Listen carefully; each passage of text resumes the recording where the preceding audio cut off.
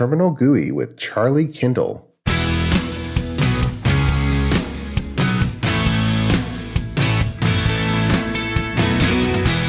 The Azure DevOps Podcast is a show for developers and DevOps professionals shipping software using Microsoft technologies. Each show brings you hard-hitting interviews with industry experts, innovating better methods, and sharing success stories. Listen on to learn how to increase quality, ship quickly, and operate well.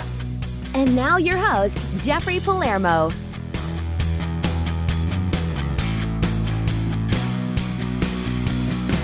Welcome to the show. I'm Jeffrey Palermo, your host, for helping you and your teams move fast, deliver quality, and run your software with confidence in Azure, all while using everything the .NET ecosystem has to offer.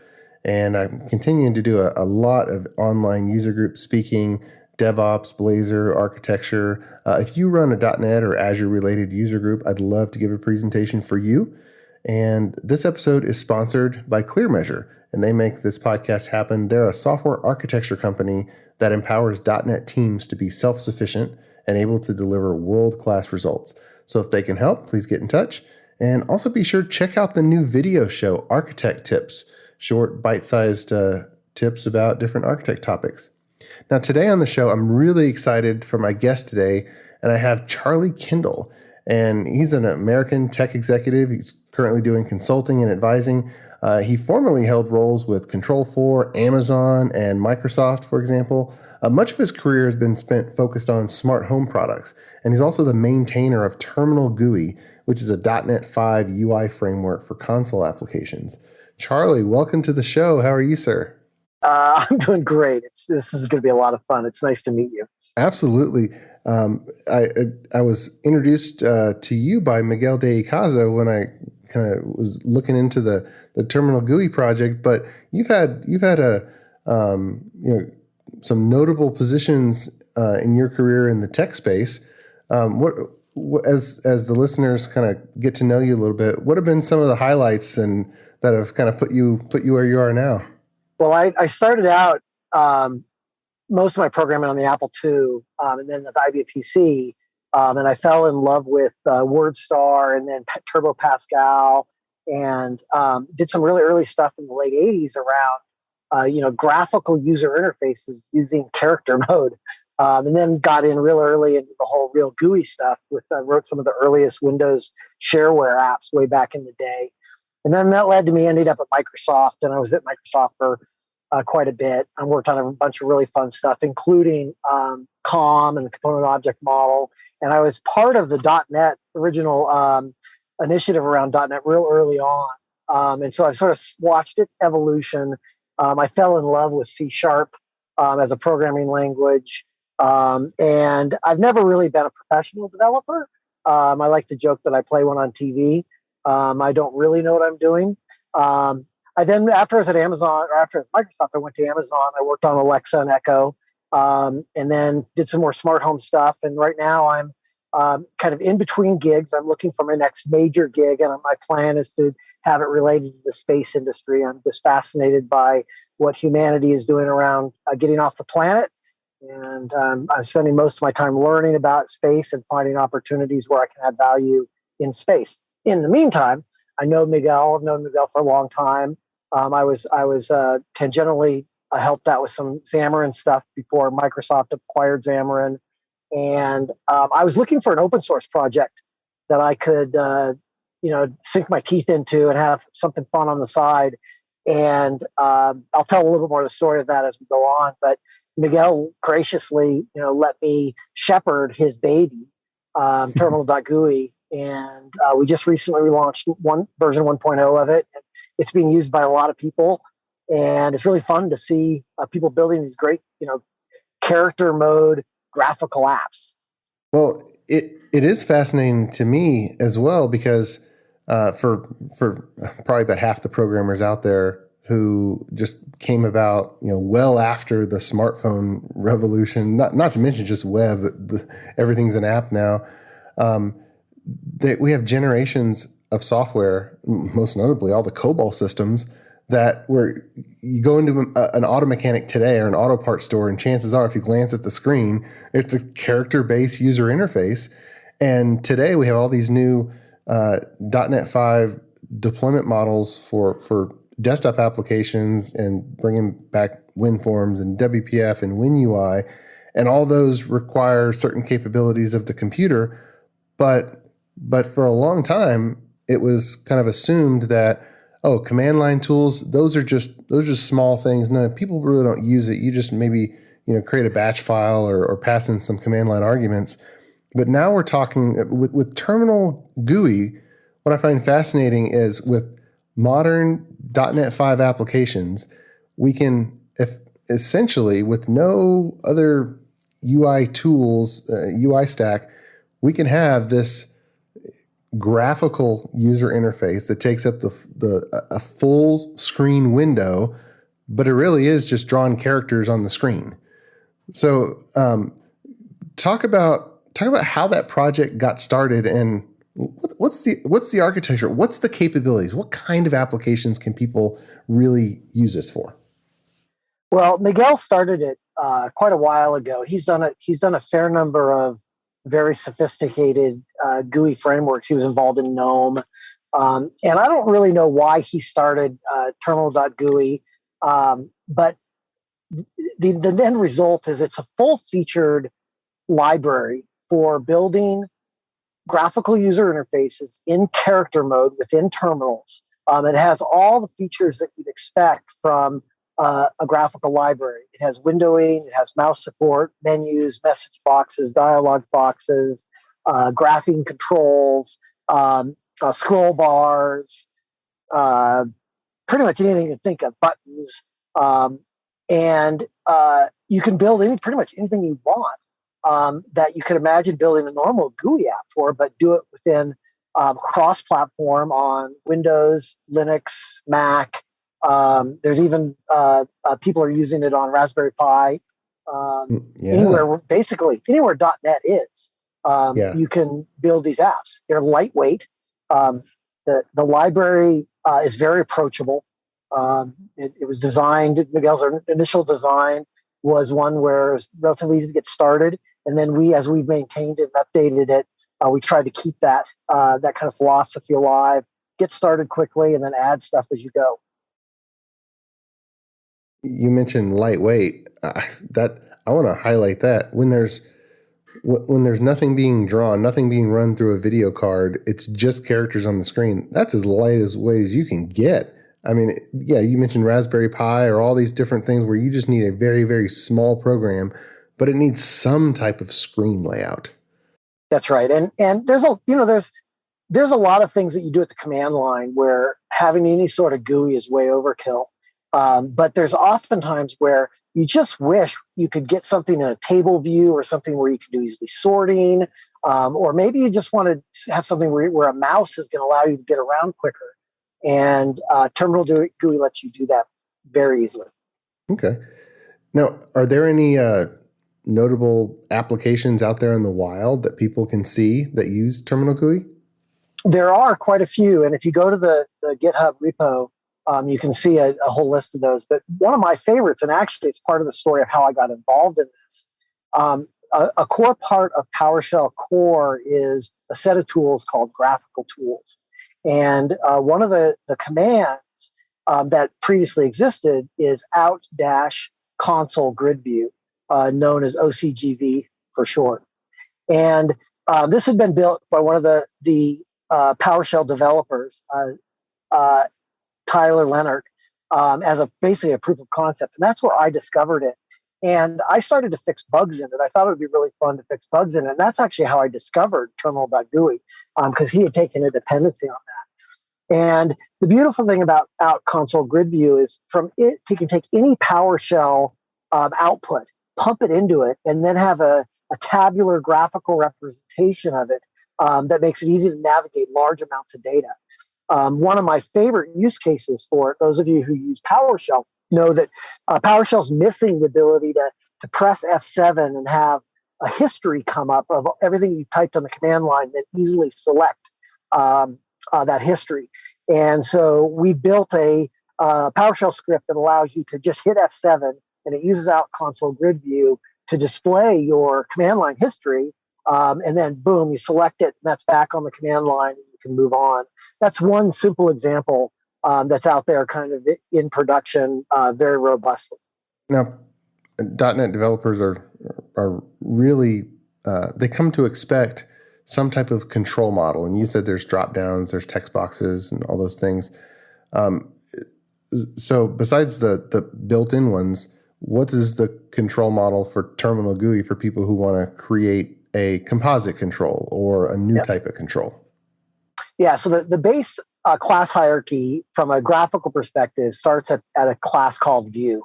And view is the base. And there's another class that sits above that called window. And then derived from window is, for example, message box. And these are all composable together. There's a container hierarchy where you can embed controls and lay controls out within a view. One of the more powerful aspects of the framework is how you do positioning. You can either position your controls absolutely, either by number of rows and columns. Again, nothing's done in pixels. It's all done in rows and columns, right? Because that's the unit of measure. And the other mode is called computed layout. And it's actually a very innovative thing that Miguel invented that allows you to have dynamic layout. So, for example, as you resize your terminal window, the controls all resize and flow within it.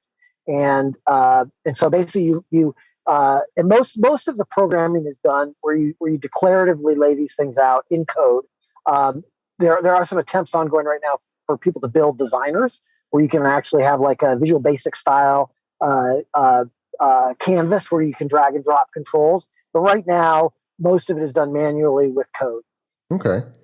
Wow, this is fascinating. I'm thinking of so many different controls that the Telerik and Infragistics and Grape City and all these other control vendors have created for the other technologies. Things like the autocomplete combo box where you type in something and it auto searches, and you can. Besides the layout, are there any limitations? Could any of those types of controls be made with Terminal Gui as well? They can. We do have a drop-down combo box already, and it has a very limited autocomplete capability, but it can easily be expanded to go beyond that. One of the most fun views or controls that someone just added to the project is a tab view. And so you can have a UI where you have 3 or 4 tabs that the user can navigate to have, and each tab can have its own set of controls, kind of like a notebook metaphor. Another great example of it's actually still in development, but it's in the repo, and people can go get the pull request, which is now I'm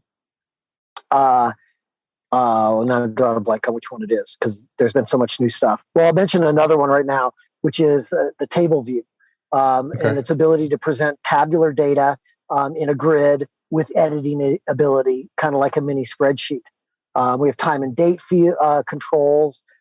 There's a status bar. There's a menu bar. There's a progress bar, for example, showing ongoing activity.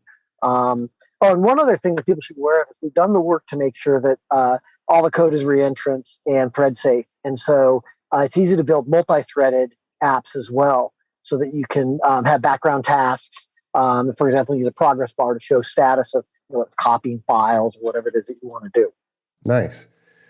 Now, just the other day, I was resurrecting an old computer and then realized that one of the memory chips had gone bad, and so it landed me in the BIOS and going through those screens. I actually don't know what UI library BIOS makers do, but that's the kind of feel, and whether there's a good Windows app that just needs to be really lightweight and have the broadest reach, or an IoT device that most of the time it just runs in the background, but when you need to get on the device and service it, you don't have to have anything other than put the screen going. That's what comes to mind. But let's talk about the application model. You mentioned there was a view, there's a window, and then the individual controls. What are the constraints? I'm guessing that you have to stay within the terminal window. You're not going to be spawning new windows from this, correct? That's correct. Your canvas is whatever the platform you're on's console provides. And as of right now, we have drivers for Curses, which is on Linux and the Mac, We have a driver for the core Windows console APIs as well as the .NET console APIs, and that allows it to work cross-platform. And none of those today have the ability to necessarily spawn directly other, pop-up windows or anything. But within that canvas, you can have pop-up windows. It actually does support drag and drop, and you can actually move windows around. Although there's not a lot of use cases we've seen where people have really taken advantage of that, but the underlying technology does. The base object that you create if you want to build a Terminal GUI application is the application class, and it's the thing that allows you to get going. And then once that's up and running, then you create windows on top of that. Okay. Is there inherently is it expected to use a form-based model, kind of like WinForms or WPF, or a model view controller where you split up the behavior and the layout? What's the intended approach? It is primarily it feels very much like WinForms in that way. There's been some experiments where people have built some more declarative things, and we expect that will happen over time. We're actually looking close at MAUI and to see how we could actually allow apps to be easily ported from MAUI or even natively support a MAUI version of this. That's real early on. But for now, it feels a lot like WinForms. And part of the reason for that, I'm not sure how happy Miguel is about that, but I'm an old school WinForms guy. I built a lot of MFC apps back in the day, and then I built a boatload of WinForms apps. And so I'm sort of wired that way. And in terms of getting the first version done, kind of being able to declare a 1.0 with high quality, we went with a path that it's very comfortable for anyone who's done any WinForms work. So if someone's going to adopt this and use it for a particular command line exe, what's the testing story look like so that they know that the user interface is behaving properly? Yeah, when I first started with the project, we had almost no unit tests, and all the testing was just customers or users using it. We now have a fairly robust unit test framework that's part of the CI/CD pipeline, and we're about 50% code coverage across the entire library now. If people want to participate, learn, figure out how they can dive in, one of the best places they can do it is just go, pick an underrepresented module and go write some more unit tests for us. But it's pretty robust right now. We over the last year, there's been a fair number of breaking changes that we've done in the library as we got to 1.0, but we've got a pretty high bar now in terms of maintaining API backwards compatibility moving forward. And so if someone's going to be using this in their build and tests and deployments, are there any, besides the library itself, are there any kind of dependencies, or is it just the library and then C#? It is a pure .NET Core library that runs on all .NET Core 3.0 and above. I think, no, actually .NET Core 2. Is it 2.1? I don't remember. I always forget the numbers. But anyway, it's just .NET Core. Has no greater dependencies. Many thanks to our podcast sponsor, ClearMeasure. ClearMeasure is a software architecture company that empowers clients' development teams to be self-sufficient, moving fast, delivering quality, and running their systems with confidence. Whether starting a new project or developing new technologies or techniques, ClearMeasure sets up your team to deliver world-class results. Learn more at www.clearmeasure.com. ClearMeasure, empowering software delivery. So for the tests that you do have, with the web and with the Selenium driver, for instance, it can drive the screen and then it can peek at the text boxes and say, oh, this is the text that's in there, and peek at elements. Is that a capability that's part of it, or what do those tests look like if application developers are going to be writing them? Yeah, for right now, that would all be some assembly required, is the way I put that. We don't have any built-in infrastructure for that. There's nothing that would prevent someone from building that, and be able, and the hooks are all there, but we've just not done it. Okay, so do they have to look at the right row and column and make sure that the right characters are there? Is that they would be able to? Actually, I sort of lied. We actually do have some of the unit tests right now where we have a fake driver. So we have there's 4 console drivers as part of the project. There's the .NET one, there's the Windows one, and there's the Curses one for Linux and Mac. And then the 4th one is a fake driver that's used as part of our unit tests. And one of the contributors recently added a bunch of tests where in your tests you can put what your expected output is, and then compare. The driver will compare that to what really happened. And so yes, we do have that level. Okay, awesome. And this deploys as a regular .NET 5 assembly. I'm guessing that most of the time you would just roll up all the libraries and do a single executable deployment. That seems to be... You just go to add the NuGet package to your project. It's published on NuGet, and that's all you have to do. It's just like any other .NET library. I remember when I first got started in development in the late 90s, and I did a little bit of work on COBOL programs that had already been around for a while. And I remember screen codes, like typing in a little number, hitting enter, and then boom, popped up a screen. And then the function keys all had assignments. What's part of the vision for this? Are there going to be any of those, idioms that are already there or coming into, or what's the go forward vision? Well, there's a fair amount of that in place today, again, because the way that keystrokes are handled in graphical apps and have been historically is very varied. And what we tried to do is make sure that the keystrokes that are supported, for example, there's not a rich text edit, but there is an edit control, multi-line edit control built into the framework. And of course, you want the most natural keystrokes to work for moving around, for copying and pasting, things like that. And so what we try and do is support the ones that are the most natural for whatever platform you're on. And so it's very natural. If you're on used to using Linux or the Mac, those keystrokes work. If you're on Windows, you'll find that the Windows ones work. Now, I think I'm hearing some of the listeners who are screaming at their audio player saying, why in the world would I ever want to use this if I have WPF and I've got Xamarin and I've got MAUI and those screens all look great? And the first reason that comes to my mind is much, much lower memory consumption. What are the others that have been talked about as far as, hey, you know what? This is actually the best solution in this scenario, in that scenario, in this other scenario? I think that the key is when the user that you're targeting, the customer that you're targeting, they're going to be primarily within the console.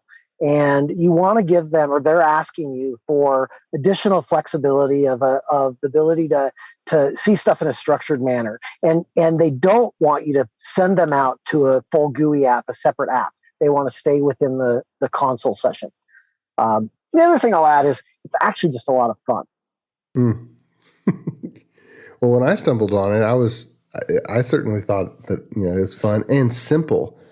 I was thinking of a particular client where they have over 1,000 customers nationwide, and their software has to run on computers that run the gamut. They have no idea they've been able to force people so far to say, okay, it has to be Windows. But these are slower computers. They just don't know. And any kind of barrier to usage is they want to get that out. And this seems to be one of those where, hey, you don't have to have a certain .NET framework. You could even compile down .NET 5 to native and just run this, and it would run on what? Has it been tested with really old Windows? Just I'm curious. I haven't tested it directly, but we have projects, like I said, that are running on very constrained hardware. And we get bug reports every once in a while.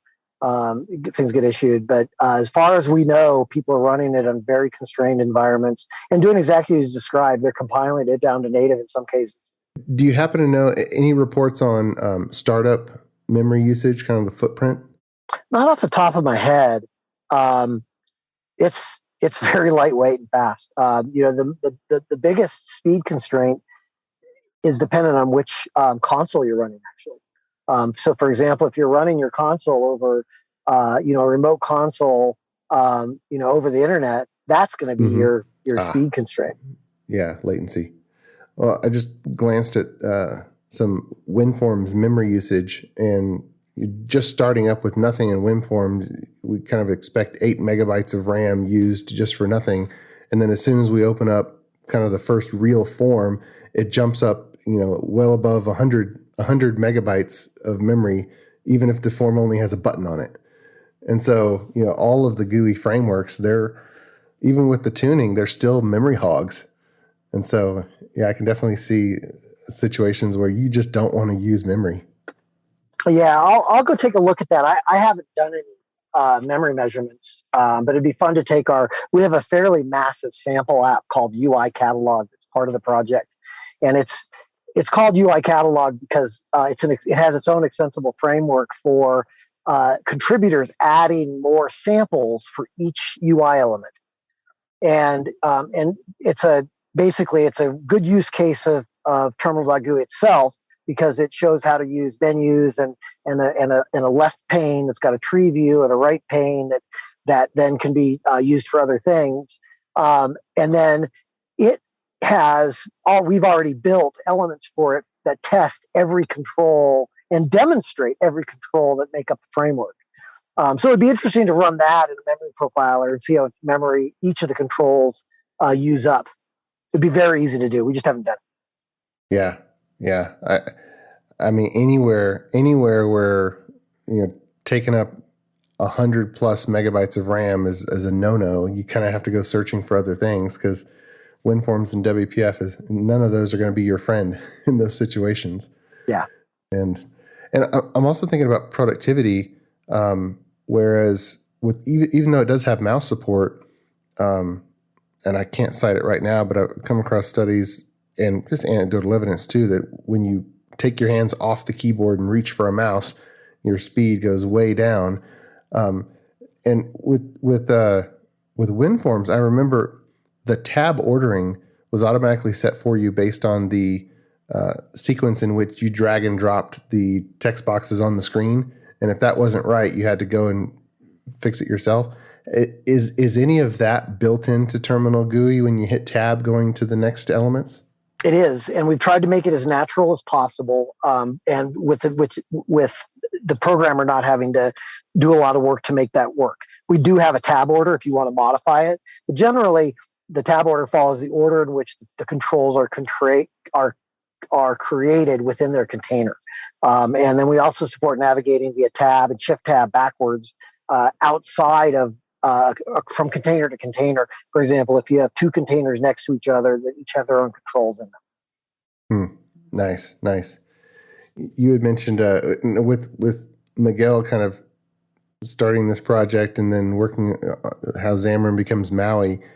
I'm wondering how far of a stretch it would be to take one of the UI drivers of MAUI, and I mean we're already making it a native Android screen, a native iOS screen, a native Windows, a native Mac screen. Seems like just one more adapter and it could be a native console screen. Yep. Well, it's on the list. I have not had a chance to look at it myself, but it's definitely something that theoretically should be relatively easy to do. And my hope is that maybe with more people knowing about this through this podcast, someone will raise their hand who's got some deeper MAUI knowledge who says, hey, I'd like to help make that work, because I think it would be phenomenal. Yeah, I mean, there's some adapter code to say, okay, here's a text box. Well, it needs to be something in Android. It needs to be something different in iOS and Windows. Well, guess what? Here's how it needs to be in console. I mean, it's architecturally, it sounds like the same thing. It's also a lot of fun. And I want to shout out to the other contributors on the project. There's 6 or 7 folks that are actively contributing, and a large number more, 100 or so who over time have contributed to the project. And BDISP, Thomas, a couple other folks who have been really active in the last year or so. Big shout out to them because they're super responsive. We have currently something like 13 open issues, which are actually bugs. And generally, when a bug gets reported, one of the contributors will jump on it and get it fixed within days. And so it's a good active project. If you're looking for an open source project to be part of, that's why I did it. I just wanted a project that I could goof around with and get some experience shepherding it myself, which I had not done other than my own projects. This turned out to be a really good one. And I'm more than happy to bring on others who want to help, because it's a fun project. Yeah, sounds like a great contributor community too. So if people, so two things for people who want to check it out. Is it still GUI.cs on GitHub? It is. We've done enough SEO that you can either search for terminal.gui or GUI.cs and you'll find it. Okay. All right. So grab the source code from GitHub, grab the binaries from NuGet. And if people want to start contributing, who would you recommend they reach out to? Just submit a pull request. Okay. Yeah, it's that simple. Awesome. There is really great API documentation as well. We've done we've worked pretty hard to make sure that every function, every method has good documentation. And so there's a pretty robust API guide as well. Well, fantastic. Hey, Charlie, I really appreciate you taking the time to come on the show and talking to us about Terminal Gui. And I can definitely see the cases where it would shine, where you need something that has a full user interface, but you want it to sip system resources. Yeah, and it's fun from a retro perspective as well. And so it allows people to go and explore the way UIs were back in the 80s and before. Right. And hey, who knows with MAUI, maybe it will be again, because all of these, we've been talking in the Microsoft side of the industry and everywhere about IoT for a long time, but for some reason it's still been off to the side. It still isn't a first-class citizen. The tools aren't there, and you kind of have to invent so many things. And I think just a good UI framework that actually works in the IoT space is a big gap that needs to be filled. And this may be it. Yeah, there's another, back in the 90s and the aughts, there was a real push for graphical developer tools, right? Mm-hmm. And it was true across all platforms, but particularly the Microsoft ecosystem. And I think Microsoft maybe lost a little bit of its way in not focusing on the console. And Microsoft has woken up to that. I think PowerShell has been a big part of that. But now the new Windows Terminal and its capabilities, and no developer today worth their salt doesn't engage with the console on a regular basis. It's just part of the workflow now. And Terminal GUI apps work in all of those consoles. It works perfectly well in the Visual Studio Code terminal that pops up. It works well within Visual Studio. It works in Windows Terminal. It works in WSL. And people are living in those things more and more now. And anything that allows you to have just a little bit more capability in those experiences is worthwhile. Yes, for sure. Awesome. Well, we'll send everybody over to the GitHub project, search for Terminal GUI or search for GUI.cs and check it out, and also contribute with a pull request. And Charlie, thanks again for telling us about the project. We appreciate it. Well, awesome. And just, the credit goes to everyone else who's contributed. I've just shepherded it, but it's been a lot of fun. Fantastic. And until next time, keep shipping. You've been listening to the Azure DevOps Podcast, a show for developers and DevOps professionals shipping software using Microsoft technologies. Go to www.azuredevops.show for show notes and other episodes. On behalf of your host, Jeffrey Palermo, and our sponsors, thanks for listening, and may God bless you.